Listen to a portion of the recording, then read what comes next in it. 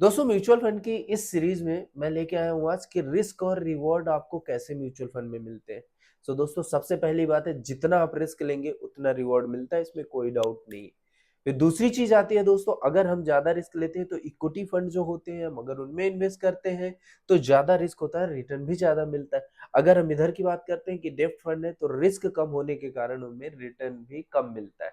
फिर दोस्तों आता है हमारा एक एनालिसिस का कि जिसे हम एनालिसिस करते हैं उससे हमें पता चल जाता है कि कौन से फंड में कितना रिस्क है, मुझे कितना रिस्क कैलकुलेट करके और उसमें कितना इन्वेस्ट करना है।